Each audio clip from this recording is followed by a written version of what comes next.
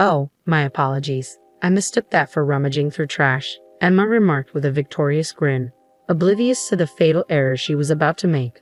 I go by Sally, 32 years young, employed as a seamstress within a bustling TV and film studio. My days are filled with the delicate task of mending costumes, a diverse array ranging from opulent period ensembles to the mundane attire of modern-day dramas. It's my duty to ensure they fit the bill of their era and the actors who don them, tending to any wear and tear accrued during filming. In my daily routine, I navigate through piles of fabric, maneuvering sewing machines and wielding irons with practiced precision. While my primary responsibility lies in the art of garment repair, my true expertise lies in the craft of sewing.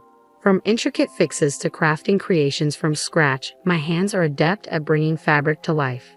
It's a skill passed down from my mother, a gift I've nurtured since childhood. This profession feels like more than just a job to me, it's a calling. Despite the erratic hours and occasional unreasonable requests, my passion for this work remains unwavering. I harbor hopes of spending a lifetime within these walls, weaving threads of creativity and craftsmanship indefinitely. At this studio, fate intertwined my path with Joe's. He held the responsibility of tending to the needs of the actors, while I diligently worked on costumes. With a mere 3-year age gap between us, our daily interactions cultivated a bond that naturally deepened over time.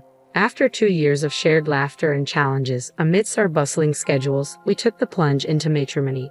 However, as we embarked on this new chapter together, life threw a curveball.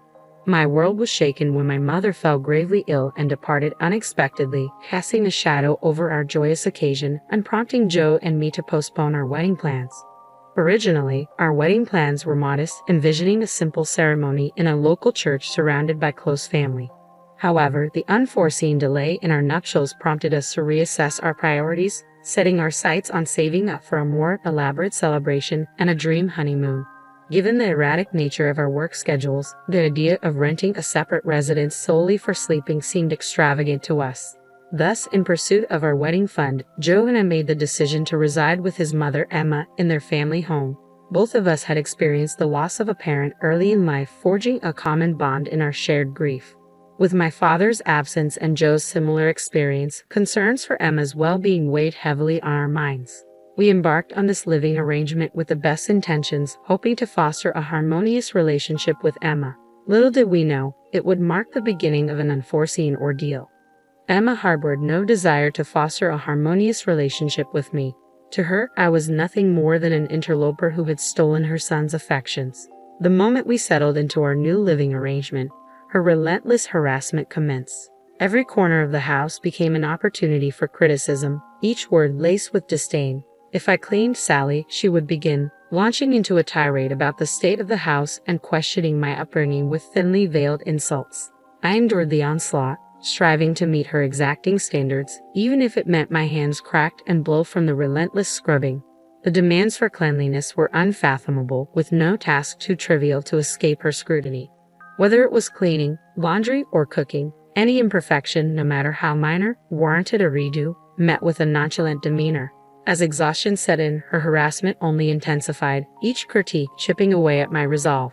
Even when I thought I had completed a task flawlessly, she would unearth some perceived flaw, leaving me to scrub the sink into the early hours of the morning. It became evident that she found fault in everything about me, her disapproval casting a shadow over every aspect of our shared existence. Under Emma's decree, I found myself burdened with the entirety of the household chores. Struggling to juggle my professional obligations alongside the mounting demands of domesticity, I made the difficult decision to transition to remote work. Yet far from alleviating the situation, this only served to intensify Emma's expectations. Each day mirrored a scene from Cinderella's tale, as I toiled ceaselessly over endless tasks. Has the laundry been tended to? The upstairs curtain is in disrepair. See to it. You're quite handy with a needle, aren't you, Sally? Emma's demands echoed incessantly, leaving me little respite even in the midst of urgent work commitments. Apologies, but I have pressing deadlines. Can the curtain not wait until the weekend? I pleaded, hoping for some reprieve. What nonsense. Leaving it as it is could invite gossip from the neighbors. It must be fixed immediately, she retorted sharply, dismissing any notion of delay. Thus my days blurred into a relentless cycle of multitasking, wherein I found myself simultaneously engrossed in work and ensnared by domestic duties. Often, the distinction between the two became increasingly blurred as I toiled well into the night, the chores ceaseless and unforgiving. It became apparent that Emma derived a perverse satisfaction from witnessing my gradual descent into exhaustion. Emma wielded her cruelty like a masterful sadist, inflicting torment upon me with relentless harassment, particularly when Joe was absent during the day. Our dynamic mirrored that of an oppressive owner and a submissive maid, with me bearing the brunt of all household responsibilities. Despite my inner turmoil, pride prevented me from easily confiding in Joe about the extent of my suffering. I persevered, striving to fulfill my designated role, yet the toll on my psyche far outweighed the physical strain of the chores. Occasionally, Emma would extend invitations to neighbors for lunch, transforming these gatherings into excruciating ordeals. Her criticism reached new heights in the presence of others, their conversations dripping with disdain as they disparaged me. She's utterly hopeless as a daughter-in-law. I have to lecture her incessantly. My son may be blind to it, but I'm not fooled. She's simply insufferable and devoid of common sense. Emma's words cut deep, amplified by the chorus of laughter from her guests, who seemed all too eager to join in the ridicule. As I labored through the tasks, their harsh judgments lingered like a heavy weight upon my heart, chipping away at my resilience. Each day felt like a battle against my own sanity, the relentless onslaught of criticism pushing me to the brink. If this continued unabated, I feared I might lose myself entirely to the suffocating grip of despair. But the challenges didn't end with Emma's relentless torment. There was also Joe's older sister, Sarah, aged 38. Sarah resided in a nearby town with her boyfriend, and if I were to sum her up in a single word, it would be stingy. Almost daily, she'd make her way to our house for lunch, likely aiming to save a few pennies. The most frustrating aspect was her habit of dropping by unannounced. Without prior warning, I couldn't prepare her portion of the meal, leaving me scrambling to accommodate her unexpected presence. She'd nonchalantly devour my food and depart without a second thought. For Sarah, possession was synonymous with entitlement. Everything in her possession was hers by default, extending even to items within her parents' home. Just what I needed. I was running low on tissues. I'll take these, she'd declare, helping herself to whatever caught her eye, regardless of its ownership. But Sarah, I purchased those for Emma, I'd protest, only to be met with a withering glare. What's the issue? You're always at home, aren't you? Just buy more, she'd dismiss, echoing her mother's callous disregard for boundaries. It's a marvel how Joe managed to emerge from such a family with his character intact. However, the greatest inconvenience arose when Sarah would pilfer ingredients meant for dinner without a word of permission. Each time, I'd be forced to abandon my chores and rush out for yet another shopping trip, disrupting the delicate balance of my already tumultuous existence. One day, I reached my breaking point. Sarah, could you please give me a heads up before taking anything? I mustered the courage to confront her. Little did I know, she promptly relayed the incident to Emma. Have you forbidden Sarah from visiting us? Emma interrogated, her accusatory tone slicing through the air. What? No, I never said that, I clarified, taken aback by the accusation. So, you're suggesting Sarah's fabricating stories? Emma's words hung heavy in the tense atmosphere, leaving me trapped between Sarah's deceit and Emma's vindictiveness. Enduring Emma's cruelty alone was a torment, but when compounded with Sarah's falsehoods, the mental strain became unbearable. One day, as I walked past the room where they conversed, their voices carried enough for me to catch their words. It's as if we have our very own maid. Isn't it wonderful? I'm envious. Send her over to my place as well, Sarah remarked, her tone laced with mockery. A maid? Am I not your daughter-in-law? I interjected, unable to contain the hurt and indignation welling within me. Though I had silently accepted the role of a maid, hearing it vocalized pierced me to the core. In that moment, something deep within me snapped. That evening, I mustered the courage to bare my soul to Joe. I've reached my limit. I've endured Emma's torment for as long as I can bear. Please, I need to find a way out of this situation. After a solemn pause, Joe's response was unexpected yet welcomed. All right, we've managed to set aside enough funds. Let's make plans to move out soon. Truly, I'll begin searching for a new place immediately, I exclaimed, tears of relief cascading down my cheeks. Unbeknownst to us, Emma was lingering just beyond the threshold of our room, overhearing our conversation. Little did we realize this moment would set in motion a series of peculiar events, unraveling in ways we couldn't have foreseen. From that pivotal day forward, the once dreary days began to gleam with newfound hope. I harbored a singular aspiration to craft my own wedding gown, a masterpiece born from my expertise in sewing. Inspired by our conversation, brimming with determination, I wasted no time in placing a substantial order for fabric online. With unwavering resolve, I resolved to channel all my energy into bringing this dream to fruition. That was my newfound purpose, my unwavering commitment. I began crafting the dress in secrecy within the confines of my room, away from the prying eyes of Emma and Sarah. However, one day Sarah, known for her unannounced visits, stumbled upon my work in progress. "What's this? A dress? It's lovely to have something of your own," she remarked, inspecting the fabric with interest. "Sally, I'm tying the knot in 2 months. Could you fashion my dress as well?" she requested, her tone casual yet expectant. "Truly. Well, wrenching seems like a frivolous expense. I aim to keep our wedding costs low, you know. So please," she added, her trademark thriftiness evident in her plea. Although hesitant, I relented, agreeing to undertake the task on the condition that she cover the material expenses.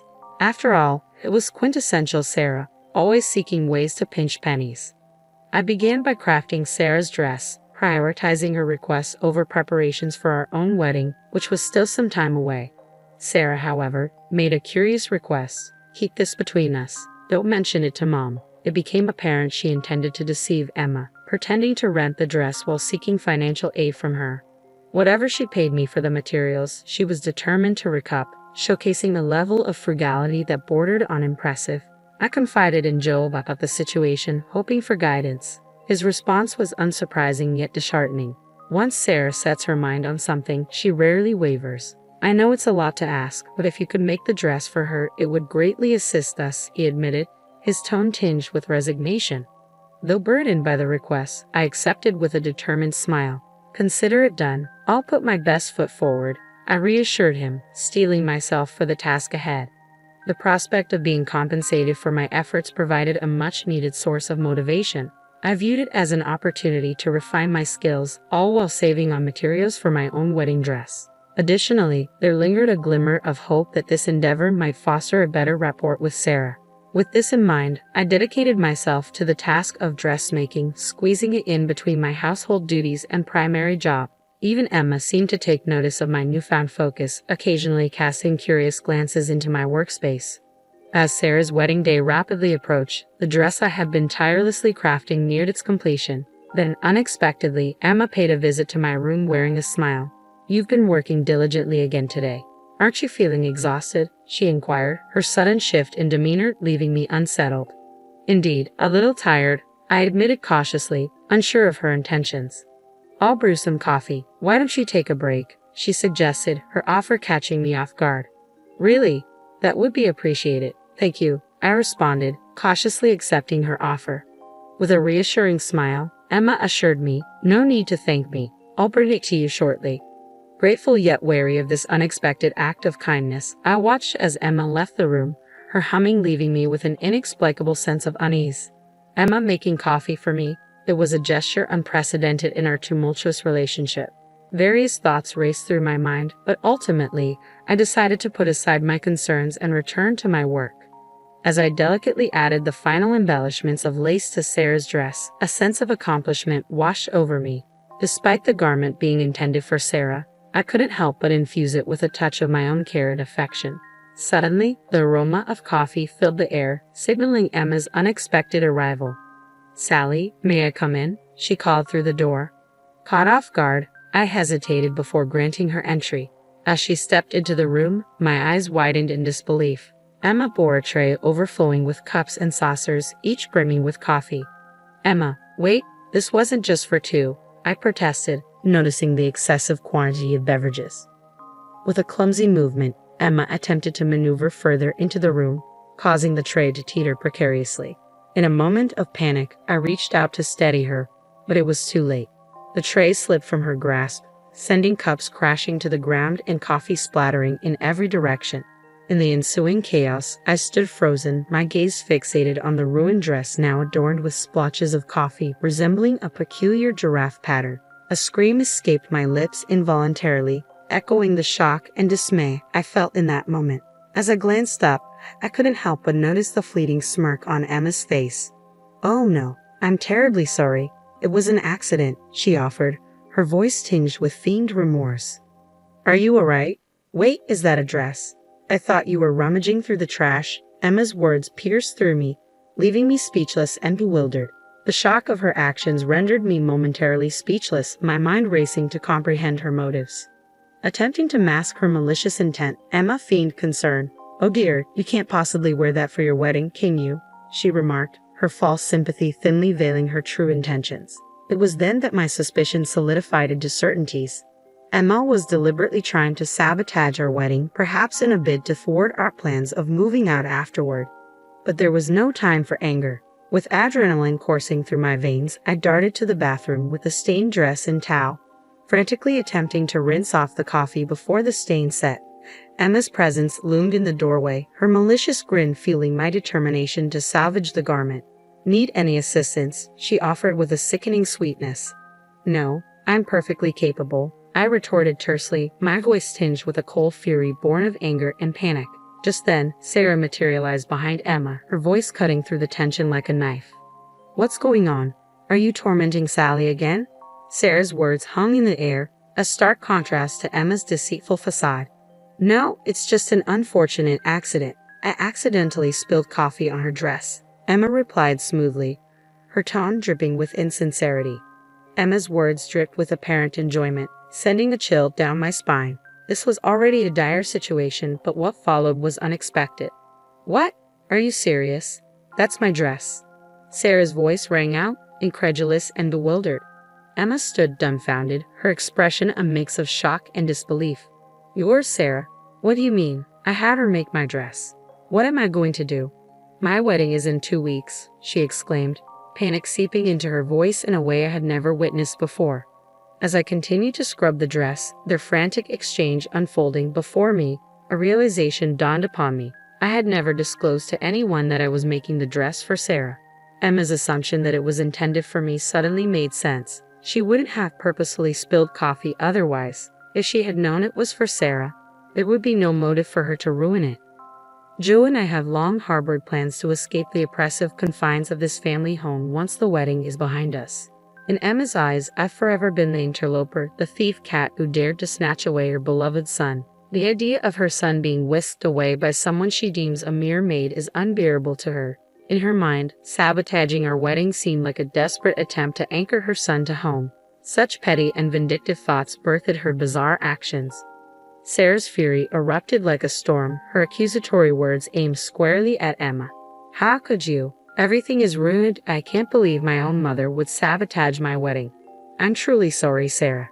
Please find it in your heart to forgive me. I had no idea it was your dress. You don't think I would intentionally do such a thing, do you?" Emma's voice quivered with genuine remorse as she finally revealed her true feelings. As the heated exchange unfolded, I focused intently on washing the dress, feigning obliviousness to their confrontation. Suddenly, a man's voice cut through the tension, causing everyone to turn in unison. "Oh, Joe, when did you arrive?" Sarah exclaimed, startled by her brother's sudden appearance. "So, that's what happened, Mom," Joe stated calmly, his expression inscrutable. I hadn't even realized he had been silently observing the scene unfold, his arrival timed perfectly amidst the chaos of the argument between his mother and sister. Joe's voice pierced the air, tinged with palpable disappointment. "You watched Sally pour her heart into that dress every single night, only to deliberately ruin it. That's truly despicable." "It's not what you think. This is," Emma began, attempting to defend herself, but Joe's interruption cut her off. "Don't try to make excuses." Joe's voice rose with frustration, causing Emma and Sarah to recoil in surprise. Emma, in particular, seemed stunned by her son's rare display of anger, a stark departure from his usual demeanor. Maintaining his composure, Joe continued, his tone heavy with sadness. "I'm deeply disappointed, Mom. Sally endured your mistreatment all this time, hoping that one day you might change. She did it for my sake, because you're my mother." As Joe's words resonated through the room, a surge of emotion welled within me. threatening to spill over as tears. I had once misconstrued Joe's demeanor as indecisive and overly deferential to his mother, but now I witnessed a man steadfast in his determination to defend the woman he loved. Joe's unwavering stance, though perhaps unexpected, ignited a renewed admiration within me, reigniting the flames of my affection for him. Addressing Emma with unwavering resolve, Joe pressed on. "This is where we stand, Mom. I can't simply overlook what's happened. I'm sorry, but Sally and I will be leaving this place as soon as possible. I intend to stay until the wedding for your sake, but I cannot prolong our stay any longer." Though it was just a dress this time, who's to say what the future holds? Sally could be in danger next time, and by then, it might be too late. Emma, taken aback by Joe's assertion, interjected with a vehement denial. "Danger? Mom, I would never put her in danger."